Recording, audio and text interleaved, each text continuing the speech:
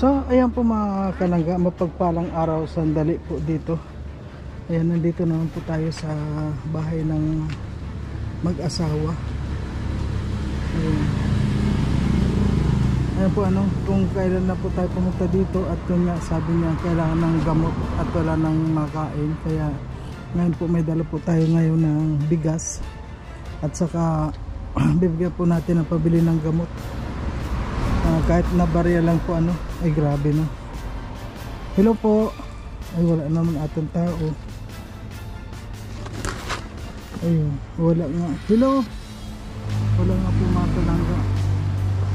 Ayan, baka naglalaban na yun. Ayan po. Ilan, tinan mo doon sa baka naglalaba yung dalawa sa laban. Ayan, pinapasundo po natin. At wala naman ibang pinupuntahan yung kundi doon sa paglalaban nila. Ayan po mga kalangga. Grabe itong kuwan. Grabe ang bahay na nila. At dito nga po mga kalangga, hindi po natin alam kung kailan po natin ito maumpisahan or talagang mauumpisahan talaga, kung mapapabahayan po sila. Ay, may mga sarado. Baka nandun po sila sa naglalaba. Kaya hintayin po natin, pinapasundo natin kay Amor. Binuksan na natin.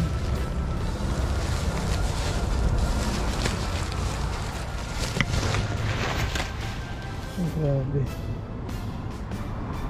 Oh my goodness. Ito po yung dito lang po kasi sila mga kalangga, na dito lang talaga sila. Yan lang. Ayan grabe dito lang po talaga ang tulugan nila.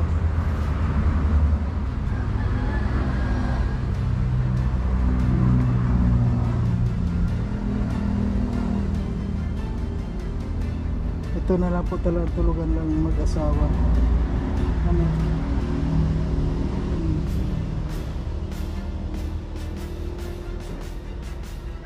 Anong oras na ngayon? Parang wala na rin bigas. Ay, grabe. Parang hindi pa sila nagluluto. Parang wala na bigas. Tingnan na po natin. Ayan, wala na ng bigas. Wala na ng bigas. Tama-tama po mga kalangga, may dala po tayong bigas. Ay grabe. Yan po, walang problema. Kaya lang itong bahay nila ayan ito lang po kasi tugod-tugod mga kalangga. Ayan sana po yung mga kuwan lang. Bahala na po kayo mga kalangga. Kay Lord na lang po ako. Kay Lord na lang ako humingi ng tulong. At siya na lang po ang bahala na kuwan, na magpadala po sa atin kung sino po yung gagamitin niya sa atin na tutulong dito para sa mag-asawa. Ayan sinasahod niya pala po dito sa, ayan, may mga sahod siya. Kasi po kagabi maulan dito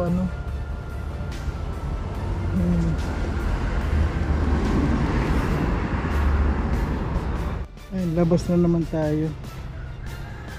Grabe. Dami naman tukod nito. Ayan. Maliit lang po mga kalanggang kukunin natin dito.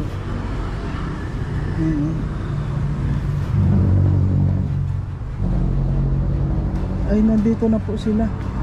Hello po, Nay. Kumusta po? Saan kayo galing? Po, Makabila. Naglalaba kayo? Hindi po makalabas. Bakit po? Nalulula pa po. Ay, nalulula pa kayo? Saan po kayo galing? Yan po sa kabilang bahay. Hmm. Ano pong ginawa ninyo doon? Nang hihiram po ng pambiling gamot. Ay, ano. Nasaan po si Tatay Joseph? Nayan po kasunod ko. Grabe. Parang wala na pong laman yung kuha ninyo na, yung bigasan ninyo. Ay meron pa pong kaunti. Konti na lang yun. Ano po, kumain na kayo? Opo. Hmm. Meron naman pong laman siguro isang ano pasaing pa mamaya. Pasaing, wala na ako nakita. Wala na laman yung lalagyan ninyo. Wala naman po. Wala na. Grabe.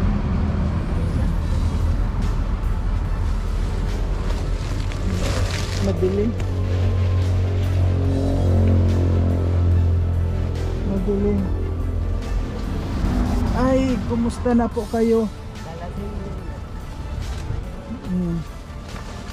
Ay, grabe.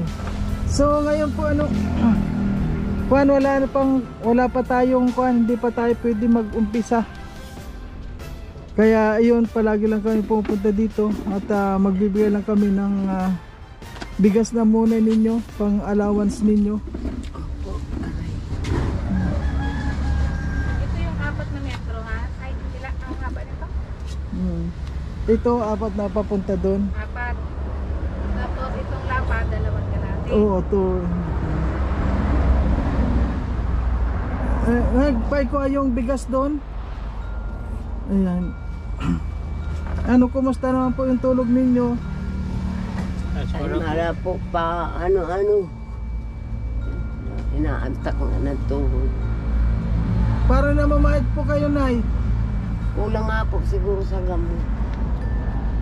Nalulula pa ako gawa. Pag di ako makainom ng gamot, nalulula. Masakit eh. Ay, siya nga po pala sabi ni Amor, wala naman daw sa kanya yung sample ng gamot. Hinanap niya, wala man doon. Yung nandun na yung kay Tata Joseph na kuan. Hindi mo ba nabili? Ano?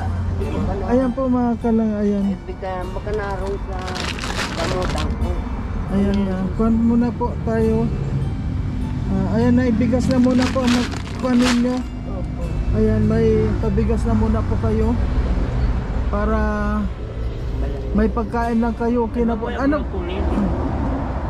Dito po, mayroon na po kayo nakukunan na gulay ninyo. Nakakagulay naman kayo. Meron pong magugulay, kaya lang di bibili rin po ng new. Ay. Kahit 25 kayod na. Hindi na si tatay makalakad naman. Umaga po gawa ko lang nabasa. Ulan po kahapon. Ang lakas ang ulan dito kahapon.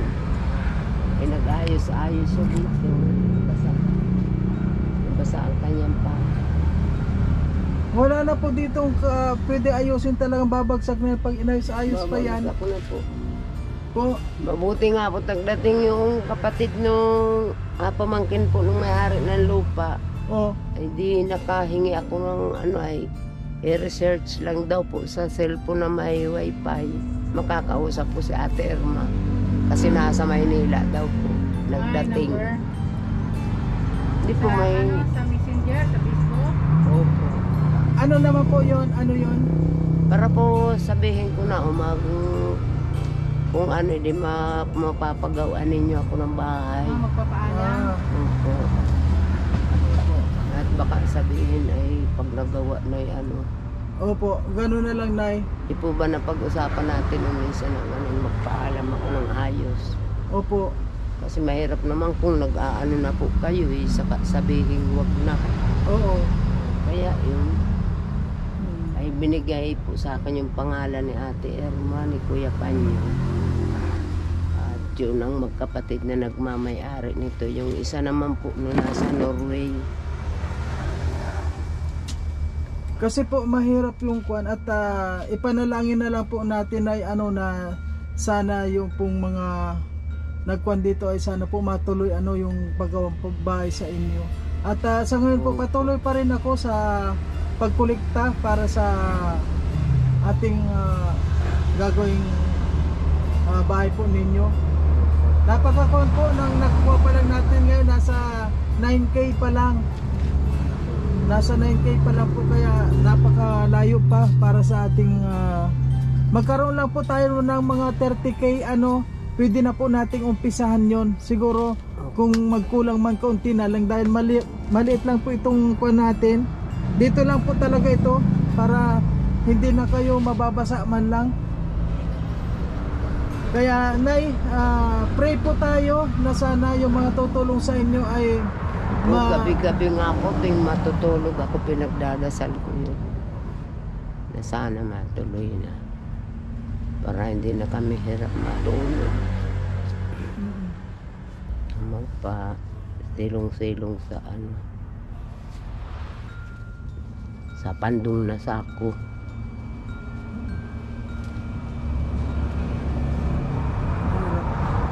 Mahirap. Kaya naman po ako talagang ginagawa ko rin yung best ko para makapagkuhan kasi po kumbaga sa gusto ko na rin pong mapaumpisahan kayo. Kaya ito, gagawin din natin ang lahat para makapag-start tayo. Ayan, sa lahat to na mga gusto pa magpaabot dyan, ayan po, nandito lang po tayo. At ito pong si Nanay Yolanda. Ayan, manawagan ka po na sa ating mga kay Lord po tayo manawagan na sana magpadala siya sa atin dito ng tutulong pa.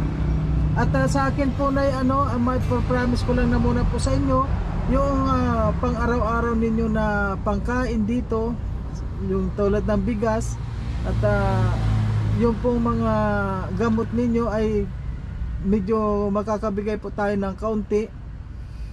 Ayan, kasi po na ang hirap ng buhay din ngayon.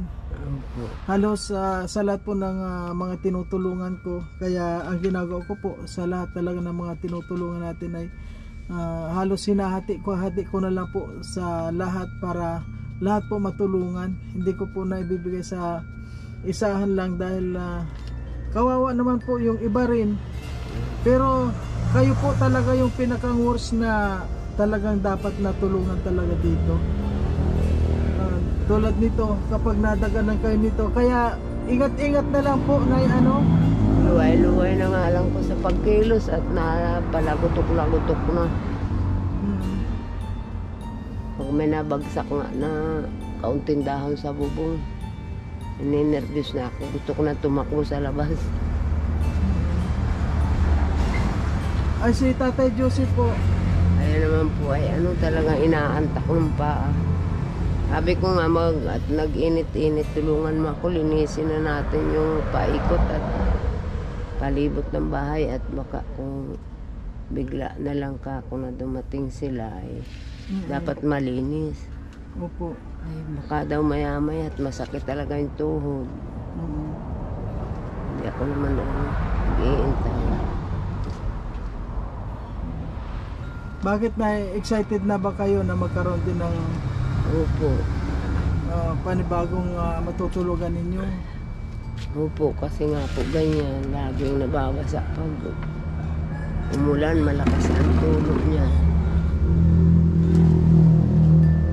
Laging nakataod yung timba o puno na naman ang tulog ng ulan. Oo nga, puno ng tubig po Inaalis ko nga po, inalis ko na yung isa niya kanina.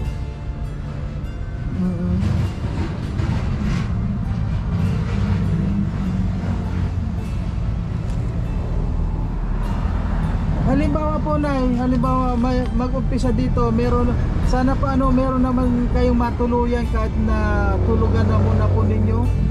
Siguro naman po mayroon.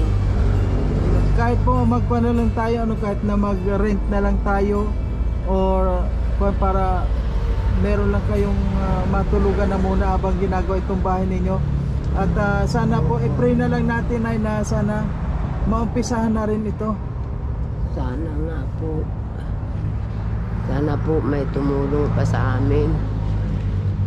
na mapagawa yung bahay namin. Dahil po sirang-sira na talaga siya. Wala na po kami matulungan. Ayan, ganyan na lang ang ano namin, tulo-tuloan na. Pag umuulan, yung magtandong kami ng sakong. Sira na ang mga damit kong ibabulok na gawa sa ulan. Sana po tulungan ninyo ako na mapagawa ang bahay ko. Sa lahat po na may maitutulong, kung mayroon man po kayo, maawa na po kayo sa amin. Wala lang po kakayahan yung asawa ko na magawa kasi masakit nga po ang tuhod niya, pati ang paa niya. Basta po siya makabuhat ng mabigat. Yun na po, namamaga na yung paa. Kahapon nag-igib lang po siya nung 2 maliit na timba. Ay, ito. Po, nagpaga na po yung paa. Tapos nagsibak-sibak siya nung maliit na kahoy. Siguro po nabanta po. Ay, isa naman na po yung gamot na nakuha po doon sa gamutan ko. Yung lang ininom niya kagabi. Kaya nakabangon siya ngayong maga.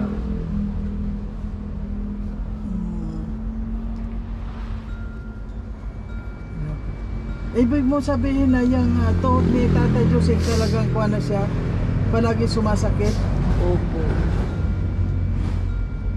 Samahan na daw po yan ang arthritis.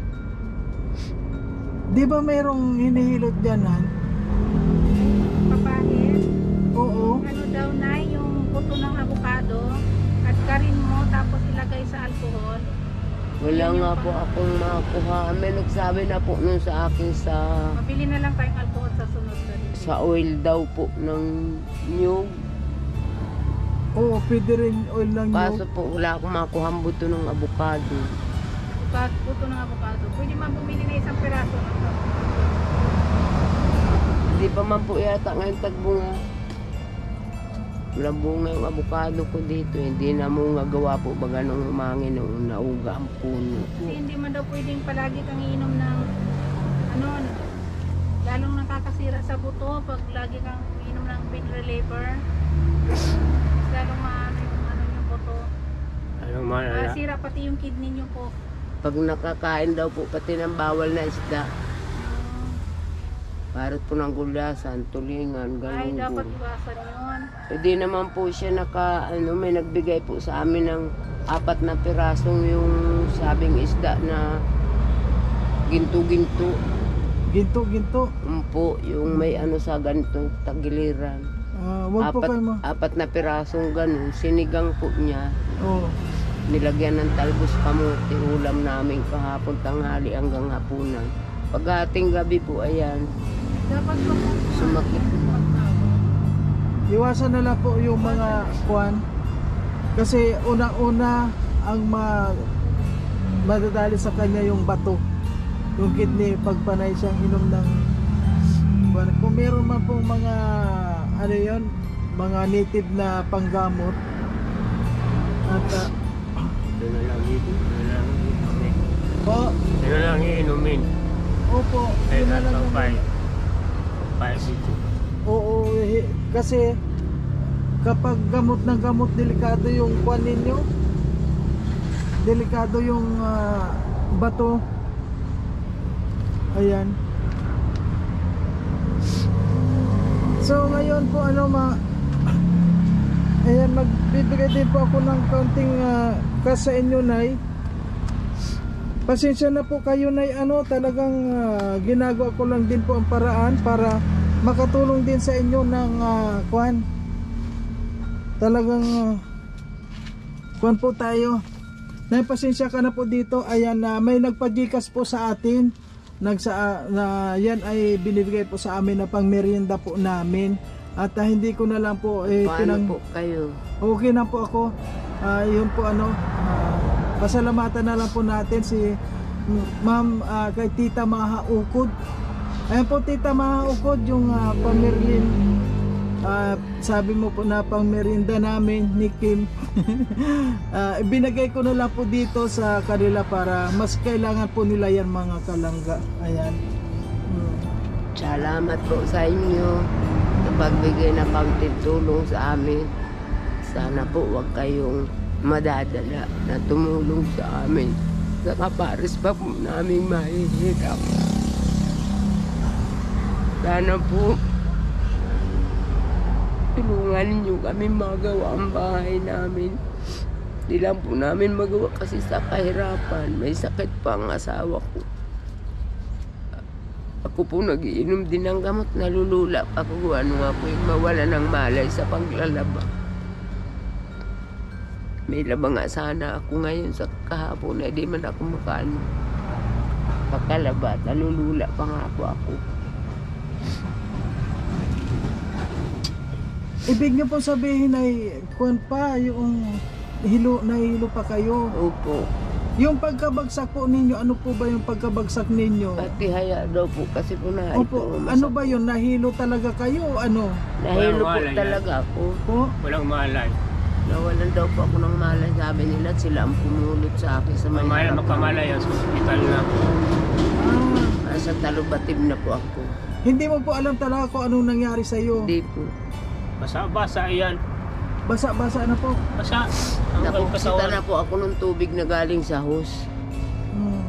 At tinatawag ako ni Ate Ani nung nagpapalaba. Di na daw po ako makaimik. At nakita daw po niya tumumba na ako doon sa may harap ng washing. Mabuti nga po at hindi kayo natumba sa may tubig. Paano pala kung sa may tubig? Siminto lang ganito. Oo nga po, buti Wala sa pa walang po. tubig. Kung sa may tubig Ay, din kung sa nalunod meron sa kayo. tubig, Papatubig patay po din ako yun. doon sa washing. Bigla akong nawala ng malay. Nakaalpas na ako doon sa nahawakan ko sa doon sa washing. Hindi ko na po siya namalayan kung nasa na ako. Nagising po ako sa provincial na pagkagaling ko na ng Talubatib. Nasa ospital na kayo. Opo. Sinitis ka naman po ako.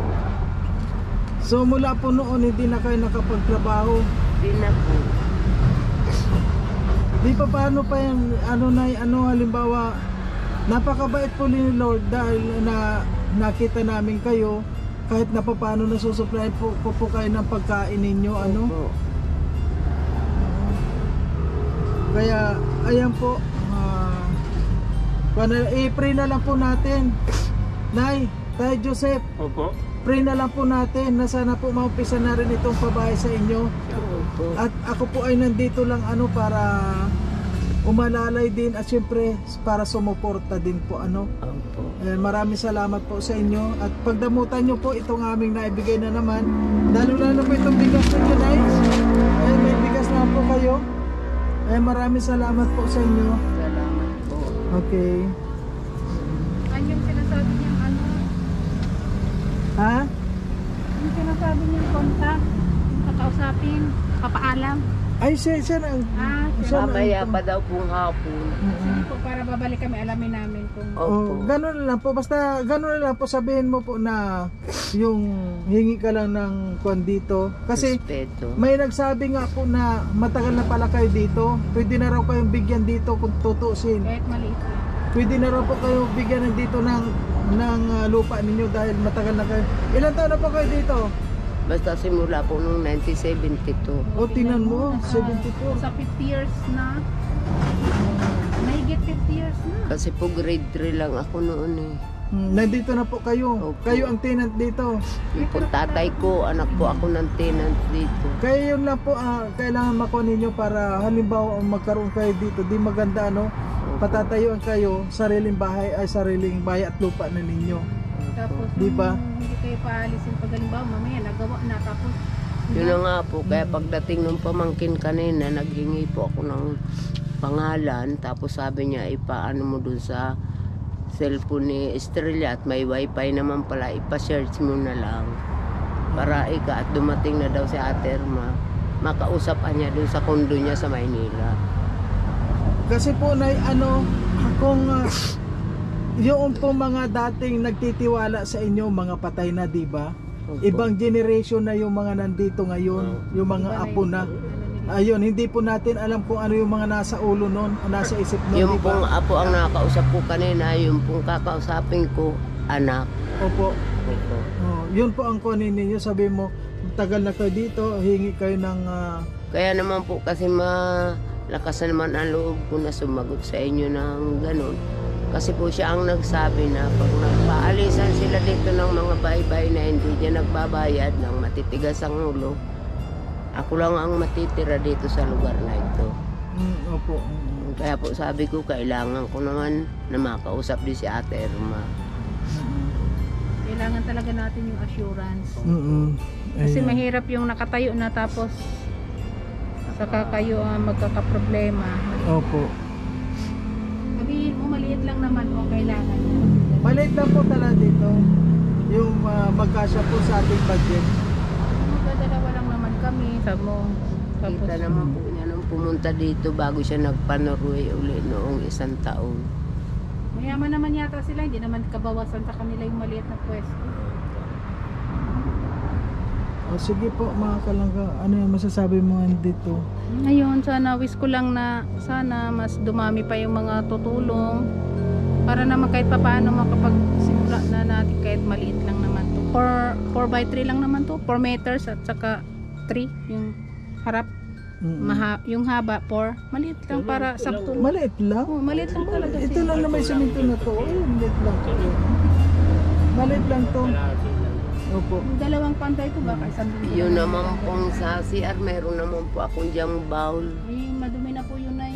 Ina-assist lang po yun, ma'am. Bago ba yun? Bahala na po, bahala na. Pag, Buo pa po Ako yun. po ma'am. Pero bago yun? Lilinisan po ma'am. Bininta din po yun sa akin dito. Kala ko magagawa namin doon. Ay, Kasi may offer na bibigay. basta balance. Kung may nag-offer man na sa ganun, sa iba na lang natin gagamitin. Sa isang na lang. Kasi Offer na ng gano'n. kasi wala din silang mga gamit pa na basa. Ayan. Kaya okay po, ayan, si Lord na lang po ang bahala sa atin. Ayan po mga kalangga. Manalig lang tayo, Nay. Oo. Ayan. May awa So ka, Lord. ngayon po mga kalangga, ayan mga karusyel, ayan, maraming salamat po sa lahat ng mga sumusuporta at sa lahat po ng mga gusto pang sumuporta po sa ating gagawing pabahay na naman Tatay dito. gumagapang-gapang lang. Ayan. Yung pala yung ano niya, yung alalay niya sa paglakad, yung barko. Ulap-ulap niya. Sa lahat po ng mga gusto pang magpaabot dito sa gagawin nating pabahay, ay welcome po tayo at yun nga po, natapos na rin po natin yung kay Sherry, yung pinabahayan po natin. At ngayon po sana ito na lang po isunod natin mga kalagayan. Maraming salamat po sa lahat at siyempre sa Rochelle Community. Thank you very much po. Thank you. Basta na